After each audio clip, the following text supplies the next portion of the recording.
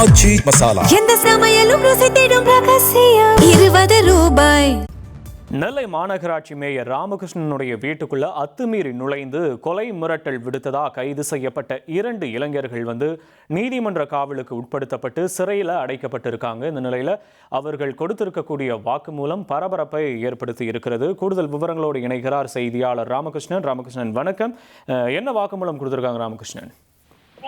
நெல்லை மாநகராட்சியுடைய மேயரான இருப்பவர் ராமகிருஷ்ணன். இவர் கடந்த 2 தினங்களுக்கு முன்பு அவர் வீட்டுக்குள்ள அத்துமீறி 2 இளைஞர்கள் நுழைந்து கொலை மிரட்டல் விடுத்ததாக பல்வேறு குற்றச்சாட்டுகள் இருந்தது. காவல் நிலையத்திலும் புகார் அளிக்கப்பட்டு 2 இளைஞர்களை பிடித்து விசாரணை மேற்கொண்டு வந்தார்கள்.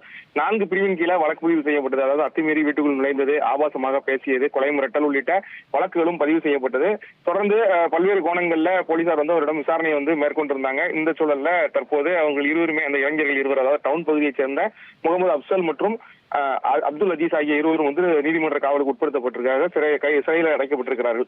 இந்த சூழல்ல தான் தற்போது பல்வேறு வாக்குமூலங்கள் அவரிடம் பெறப்பட்டிருக்கிறது.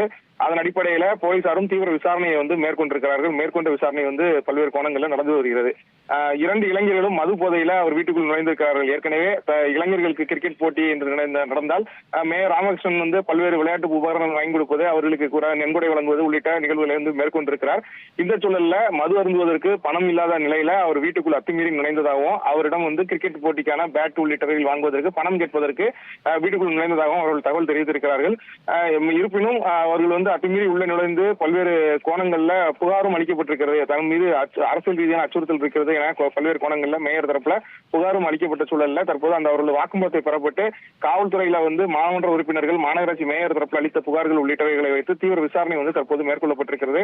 கொலை மிரட்டல் உள்ளிட்ட எந்த நோக்கத்தோடு நாங்கள் வீட்டுக்குள் செல்லவில்லை, பணம் தேவைப்படுகிறது, அதன் நோக்கத்திலேயே அவரிடம் நன்கொடை பெறுவதற்கு சென்றோம் என்ற தகவலை தான் தற்போது விசாரணையில அவர்கள் தெரிவித்திருக்கிறார்கள்.